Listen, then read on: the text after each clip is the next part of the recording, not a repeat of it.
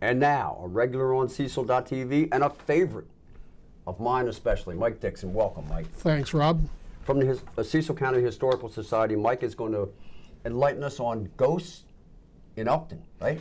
Right. So one of the questions we often get is about ghosts or spirits lingering around Elkton. Now, as a professional skeptic, I'm never quite sure about them, although there might be a few around the corner of North and Main Street sometimes.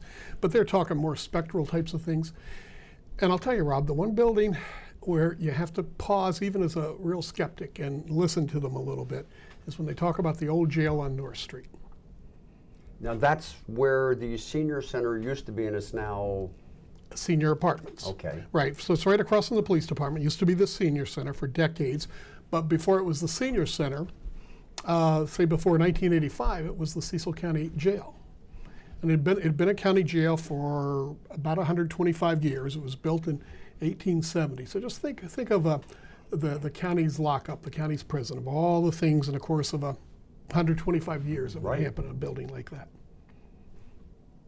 Right. So there was hangings, maybe? Yeah, there were hangings. So in the course of time, there were about 6 hangings that occurred right there in that very spot.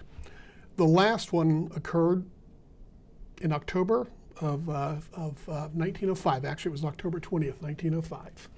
And a young man by the name of Sempers had been charged with murdering a judge out by Far Creek, out on the old Baltimore Pike.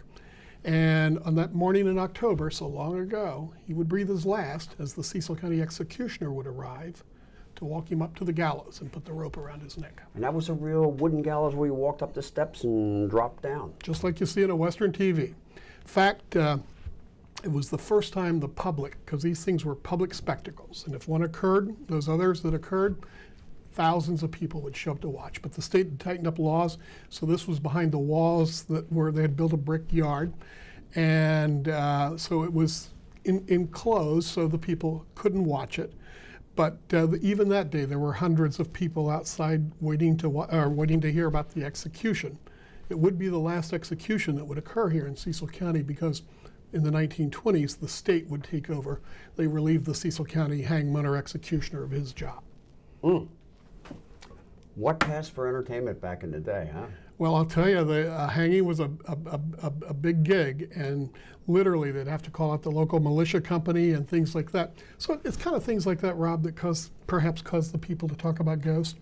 Even today, the residents that have moved in there into the apartment buildings in this finely refurbished building, you really have to pause and listen to them. I hear a lot of ghost stories, and mostly you hear noises and creaks, and I really am a skeptic. But here it causes me to stop and say, So what's the most prevalent ghost story about the old Elkton jail? Well, let me tell you, probably the most dramatic story and the most believable was this.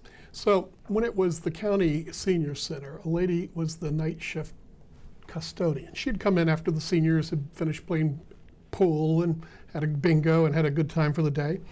And in the winter, as it started getting dark early, she had retired from Union Hospital. She would be in the building by herself. And she said, you know, it always frightened me. And she says it wasn't really a problem in the daytime.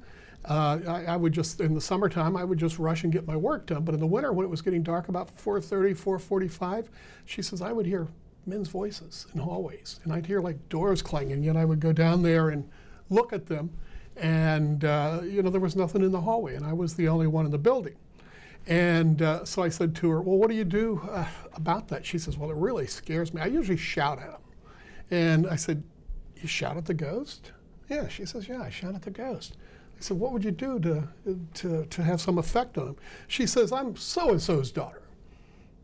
I kind of looked puzzled, and I said, what does that do? She says it shuts him up. Well, I'm a curious guy. Why? Well, my dad was always getting locked up in the 1940s, and I fear if it's ghosts and jailbirds in there, it settles them right down. And according to her, it worked. Now, what was interesting, there was also a sheriff that died in the line of duty there, a Sheriff Miller, about 13 years after this. In those days, the sheriff lived in the house. The wife had an apartment and she saw her husband get shot by a prisoner. He gets carried inside and dies over a couple hours. She was talking to me, and she says, you know, I hear a name, and it matched. with the book, and she would not have been looking this type of material up. So it just causes you to say, lots of professional ghost hunters have gone in there over the years, and they seem to think they find something. All I can tell you is what the historical record said.